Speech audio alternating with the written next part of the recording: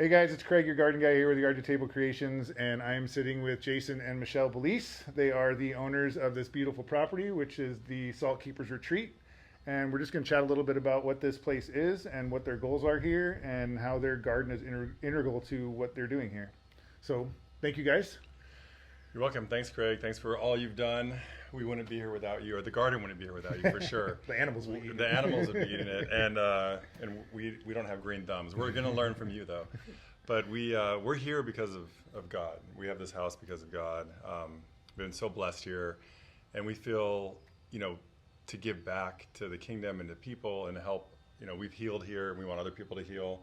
And so instead of just having a house with a beautiful pool, we want to create things here. And the first thing, we have animals, and so we want to give them a safe place. All of our animals are rescues, so they've all come from they have different traumatic stories, and we've healed them. They're all beautiful horses now, and now we want to move into like the gardening and we're going to have bees here eventually and things like that. But it's really to give back. So we want to be able to feed our family, which is we have 4 kids and lots of other adopted kids.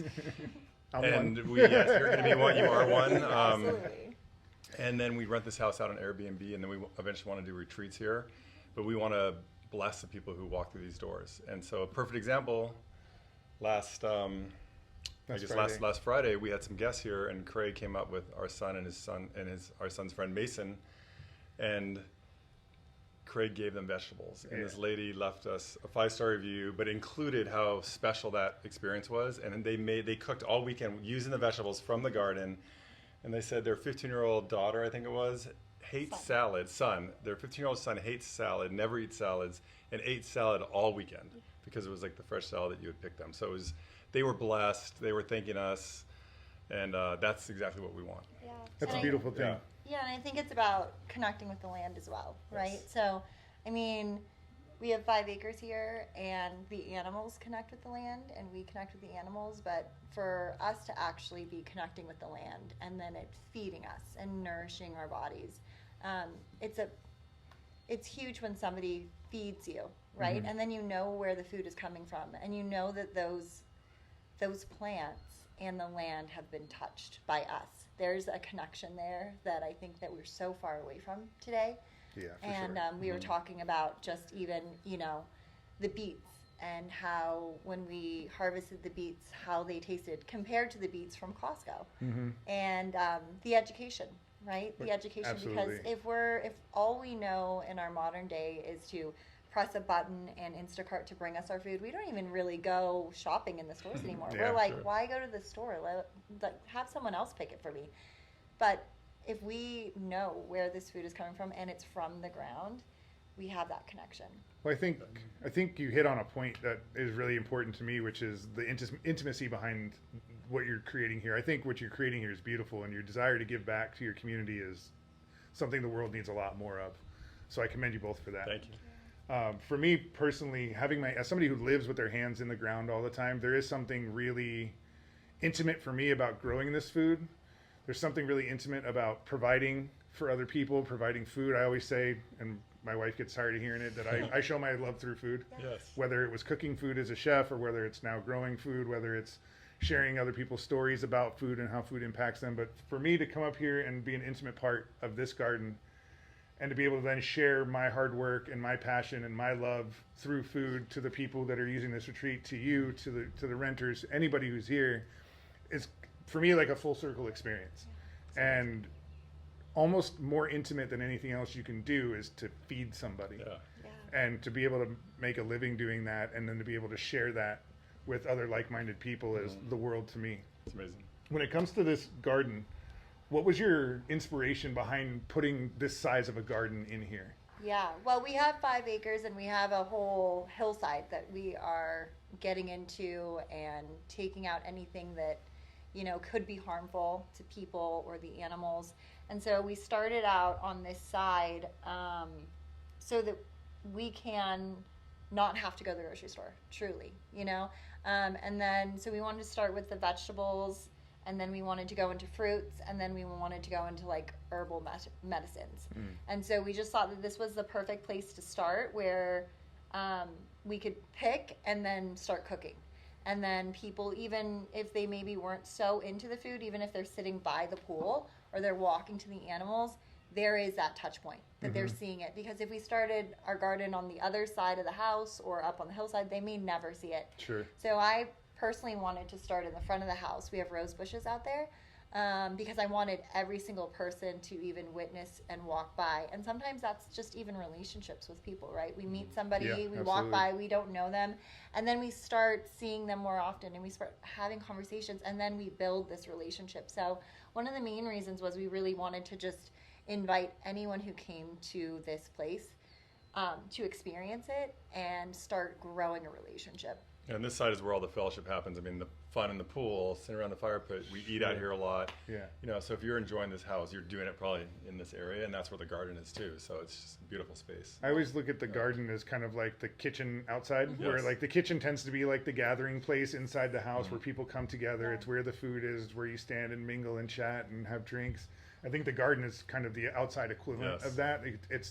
There is something about just standing in a garden space where you know things are growing that are going to feed and sustain you.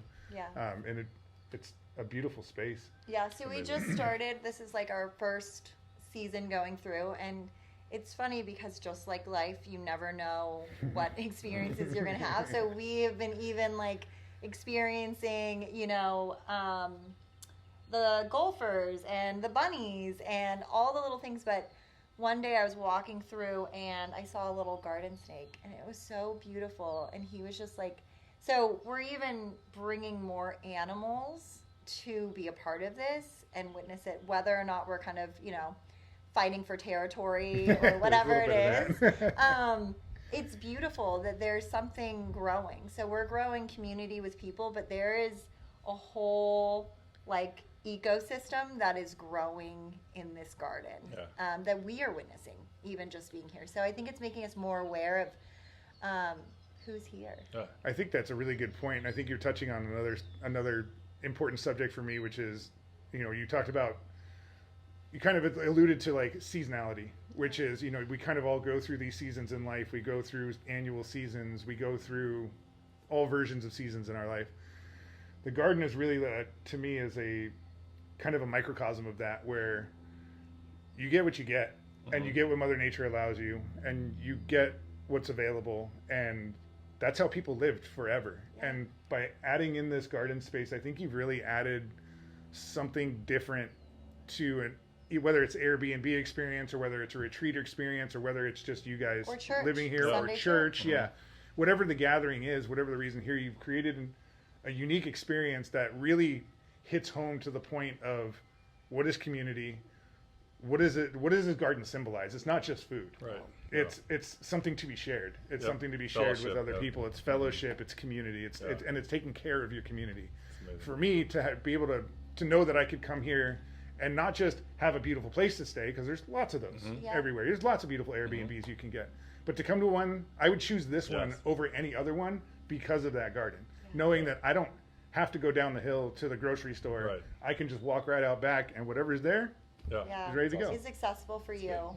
Thank you. Absolutely. Well, thank Yeah, you thank so you, much. Craig. Thank you guys very It's much. Really More appreciate to it. come. We love you. Yeah. And just even like our inception story of meeting Craig, we actually hired someone else to plant this garden for us because we weren't ready for that, and we moved to Idaho, and they planted the garden, and then they kind of fired us. They were just like, you know what, you're too far away, so we don't want to take care of your garden. And I just had to like sit back and, just like you said with seasons, like, and knowing that we cannot control everything. Like we truly are not gods, right? Some people want to believe that they're the god of their life, but we aren't. And so I kind of just took some deep breaths and like believed that God was going to help us, because we were at harvest point and we don't know how to harvest a garden.